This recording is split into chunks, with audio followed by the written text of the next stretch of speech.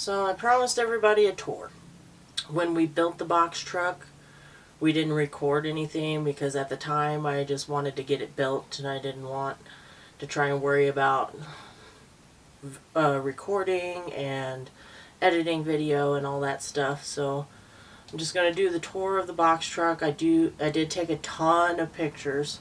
So what I'm going to try and do is, as I go through things, maybe try and put pictures in where, I don't know if my video editing stuff will work that way, but try and put pictures up here or something to try and compare and show you before and after pictures and stuff like that. If not, then just at the end I'll show before and after pictures of the building process.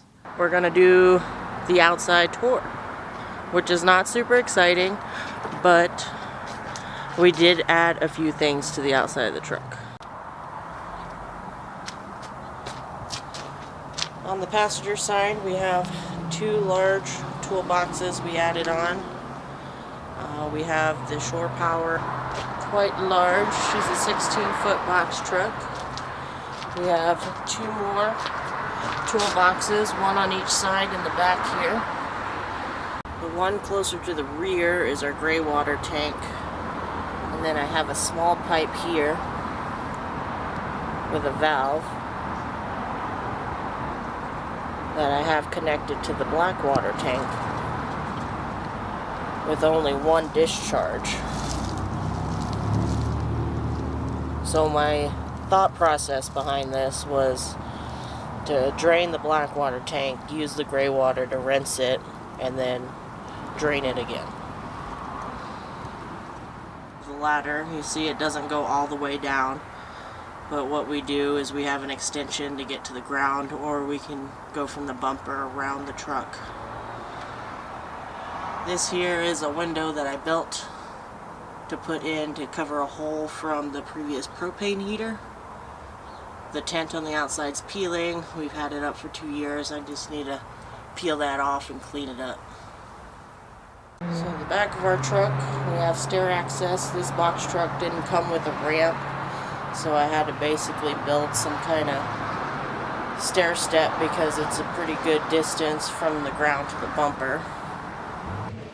So actually this is the second set of steps we put on this, because the first set we used an RV step underneath the bumper and we basically almost ripped it off on the first day.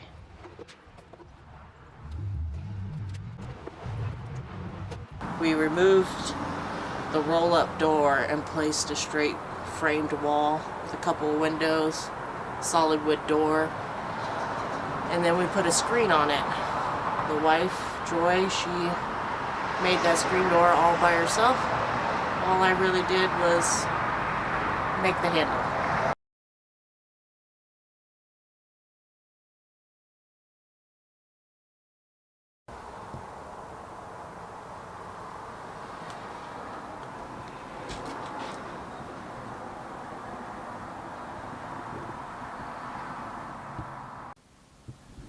So we'll start with the less exciting stuff. This table we just bought at Home Depot. Came on wheels. It was nice, 2-drawer, sturdy desk. Our initial thought was it'd be something we could wheel in and out. However, this thing shifts so much, I ended up having to mount it against the wall to keep it from moving. The welds on the bottom where the wheels bolt in broke, so I had to put these 2x4 pieces for extra support on the wheels. That was fun on our first trip out. I made these little lid holders to slide my pot lids into, to hold them up there out of the way, not taking cabinet space. This cabinet Joy built for the kitchen. It holds all our dishes. I just got the bungee to keep the doors from swinging open. Just 3 shelves. Tons of stuff crammed in there because we just got back. It's kind of messy. But this is our dish space. Our last trip out, everywhere we stopped, we tried to pick up some stickers, so I started decorating the cabinet doors here. So this is pretty much everywhere we stopped on our last trip, and then next trip out we'll set up this side. Location is where we're going to be putting our wood stove. On this last trip we just ended up buying a kerosene heater to use in here temporarily. It worked great. It got hot, like 80 degrees in here, even when it was like 20 to 30 outside. So worked out well, so I'm thinking the wood stove will work out pretty well too. This here were 2 kitchen cabinets that I screwed together and made basically like a little trunk space to store all of our bedding when we have it in couch mode. So here's our bed slash couch. So right now we don't have the mattress on it because we're staying in our son's house right now, so we have the bed in there. But Joy made this super cool bed. She built it all herself. I didn't even help her with this, but it slides out into a full bed. And then it's just got a pulley system to pull it back up and put it back into couch mode. And then underneath here we have our clothes drawers. A lot of videos I watched for other people's builds. They always complain that they didn't put enough storage space, so I wanted to use every space possible, so we decided to put drawers under the bed. So we're about to store for winter. That's why we have a bunch of junk laying around here. But this cabinet here is the one I built. The doors are made out of fence planks that I glued together, and the handles, I just took some branches out of our backyard and just made some handles out of it. And then we needed a little shelf for charging our phones and storing some cords and things, plus our little stuffies. So that's the little shelf I added on there. So this here is our little charging station.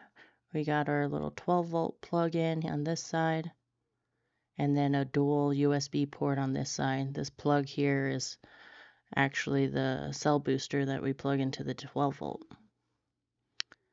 We wanted to have independent power source to it, so that you can switch it on and off here. I just didn't want it to be drawing power when we're not using it. So this here is our messy electrical system. I went with a 4 battery setup, Battleborn batteries, but everything else is Renogy. I have 4 Renogy 100-watt solar panels. I have Renogy charge controller, and then I also have the Renogy 2000-watt power inverter.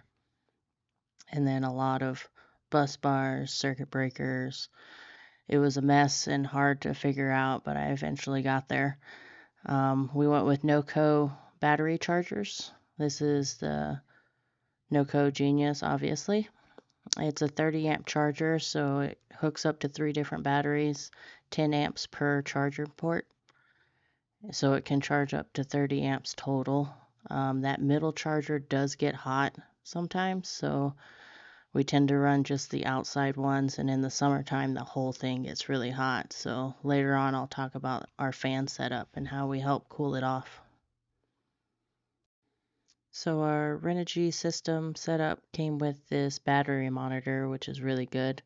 I like this thing. And then right next to it we put our inverter switch, so we can power it on and off from the couch. This is actually the wall between the cab of the truck and the bed. And then we have, I have 3 outlets in the truck wired to the power inverter. This outlet here is half power inverter and half shore power. I wanted a constant source of power when we're plugged into shore power. And then up in the mom's attic is where we store a bunch of junk. So this here is a shower box. Basically, it's where we store our water tank for the shower. So over here we have our bookshelf. Our daughter painted this wonderful picture on the front. It's a pretty cool setup actually if you just unlatch these 2 latches on the front. The sides will actually accordion fold back, and so you can access your books while you're stationary. As you can see, we have a wide variety of books on our shelf. We're still adding to it, need some bookends, but when we do take off here, we just close up the shelf and then just relatch it. So from the bookshelf is our bathroom. So bathroom cabinets, our showers here, which we haven't really used yet, but it is set up for when we move to Alaska. So we have a shower when we find some land. But mainly we use it as like storage space, obviously. Got our golf clubs, canopy, parts for the wood stove right now. And then our gun safe, because we're going to be taking all that so we can hunt while we're up in Alaska. We got our toilet. Just a quick view because nobody is interested in a toilet. We got our vent pipe back here. Hose for the water to drain down into the toilet to flush. And then Joy made this fake flower arrangement to kind of hide the piping and make it look a little prettier for a bathroom. And then since our couch is right across from the bathroom, when we first started in here, we would put a box on the toilet and put our laptop or whatever to watch TV, and then she made this little TV stand out of a lap computer desk. So the little leg pulls out, holds the tabletop up, and we put our laptop or iPad right here and watch TV from the couch. Back into the kitchen. Joy did the tile on the wall here. I think it looks fantastic. We bought this magnetic knife rack for when we're stationary. Obviously, do not leave your knives on the magnetic knife rack while traveling. One of my good friends at my last job actually got me this as a going away present. So this here and just about all the cabinetry that was pre-built, we got at Habitat for Humanity, the Restore. Awesome place. We got the tile there and a lot of like the different colored flooring that I have in the bathroom is we got there. They just have some awesome stuff for real cheap, slightly used, no big deal. So this was one of our cute cabinets we decided to put in the kitchen for extra spices. Up top here I have just some measuring cups, measuring spoons. All I did was add this little latch to keep it from sliding out of there. So these gauges here are for my gray and black water tank. So those are the sensors or the level gauges, I guess, you put in there. And then the wiring was a mess. So these curtains here I made myself. And then this is that self-made window. I used 2 layers of plexiglass in a groove and some 2x4s. It's actually, sometimes I feel like it's warmer than the other glass windows. So next up on the tour is our propane stove. We have a 4-burner stove that this actually came with the truck. It was already attached to the sink. They had it where it would flip up and down. We just set it up permanently. And then we store the propane tank underneath here. As you can see, it's tucked away in the back with a little safety bar. Keep it from rolling over with our trash can in the front. Right above there is we have the single drawer with our kitchen utensils. And then our pantry. It was a repurposed shelf. We had, Joy's dad actually made it a while back ago. I just repurposed it. So all I really did was repaint it and added these quarter round pieces to keep things from falling off the shelves. So I got on this little spray paint art kick for a little while and I decided to paint this picture on the back. And then on the side here I just did some stencils, put a handle on, and stencils across the top. This here is a spice rack I built. I like a lot of spices, so I ended up just adding this in later. So when we bought this truck, actually the inside was partially converted, meaning it had walls, ceiling, flooring, a couple cabinets, a little futon style bed, and this sink. The sink wasn't plumbed. There was just a straight pipe that they put into a bucket. There was no faucet. They just had a shelf above the sink to have a bluey up there for sink water, which was fine. We just wanted to upgrade a little, put a real faucet in. I got a water filter, which is torn apart right now, just because I don't want it to freeze while we're storing it. And then I'll show you our water setup, our fresh water setup. So for those of you who have watched my water pump swap out video, you already know I used a pesticide tank for my freshwater tank. Don't worry, there's never been pesticide in it. It was brand new. It just came with a pump, so I thought I was saving some money there, getting a 2-for-1 deal. But that pump was super loud, so I ended up switching that pump out for this Seaflow RV style water pump. It's so quiet, so much better. The other pump you could hear from outside. It was so loud. If you haven't checked it out, at least watch the beginning of that video where I turn on that old pump and you can hear how loud it is. So on to the plumbing part. So the previous owners had just a straight pipe right here into like a bucket. And then I just added the P-trap. I have the straight pipe all the way down beneath the truck. It runs along the body there all the way to the gray tank. And then this hole right here we used for a water jug that we have for emergency backup water. And then also originally I used it as a gray water tank, which I can still use it for if I just detach this piece here and swing it over, and I have another piece that attaches to it, so I can still use it as a gray water tank. If for any reason my gray water tank freezes, I have a backup solution. But since we haven't really needed that backup water, I basically put some plastic bins down here. We store like extra trash bags and Ziploc bags, things like that, just kitchen stuff, because I just wanted to use some space because it seemed kind of wasted underneath the sink.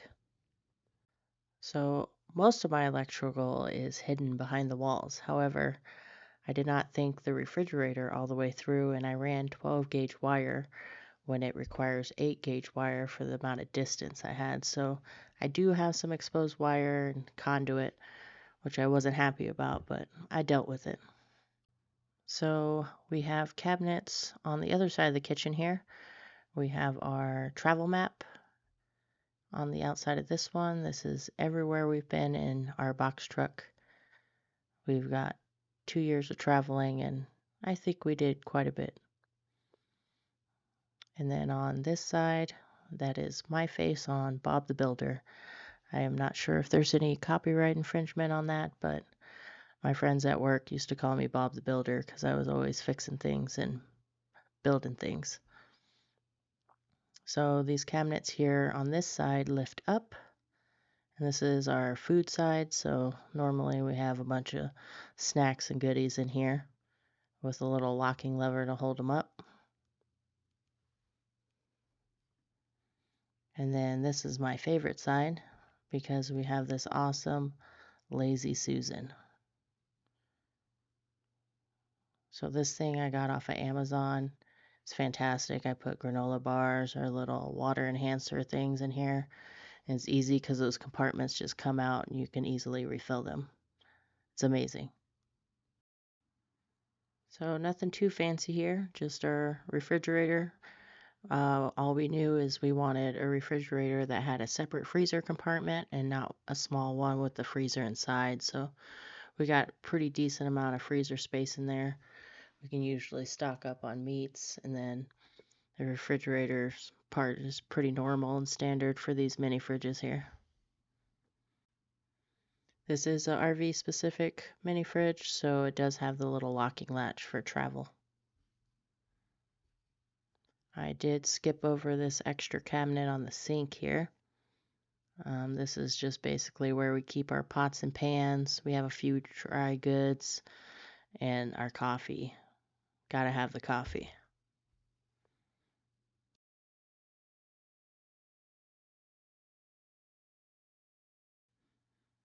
Oh, I almost forgot. So we have these cool under cabinet lights. When Joy built these cabinets, she had the idea of putting these under cabinet lights on here so it lights up the counter real nice when we're doing dishes or food prepping and things like that. And we actually have it on both kitchen cabinets. So underneath here with the pot lids too, we have some under cabinet lighting. So I mentioned earlier we were going to talk about how we were helping with the heat of the electrical. So this front fan is a 14-inch. I also have a middle fan that was original on the box truck when we got her. That's a 14-inch, and then all the way at the front in the mom's attic here is our 11-inch one. And I have this up here, and that actually helps either blow cool air down there to cool off the electrical, or I can actually have it draw out the heat that any of the electrical might be producing. Also, if you're wondering, the ceiling there is just some shiplap we got at Home Depot, tongue and groove. We just Brad nailed it up there.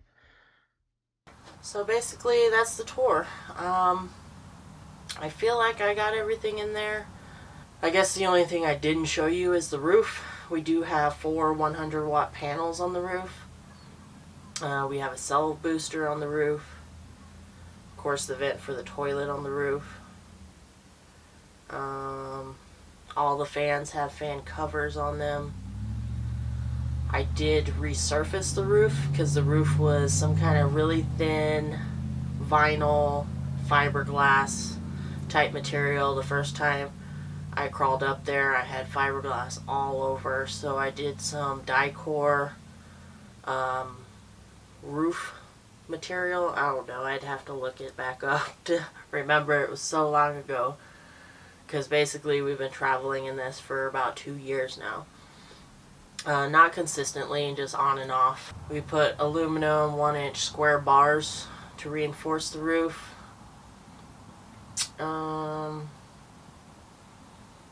But yeah, I think that's everything. We did a lot of work to this, and it took us probably about a year and a half. I guess another big question people have is how much money you put into these projects, right? I think we got around $20,000, and that includes the price of the truck, which we bought for $7,500. So really, we only put about 12 and a half into the truck build. With high lumber prices and things like that, you'll kind of get an idea of what we did in the box truck from the trailer videos. The videos for that I am recording while I build, so it's kind of similar, just not a living space. We still insulated it. We built a floor in it. We're going to be putting electrical in it, so a lot of the major stuff is the same. The videos will come when I can. Thank you for watching. I appreciate all the subscribers, and thumbs up if you like it.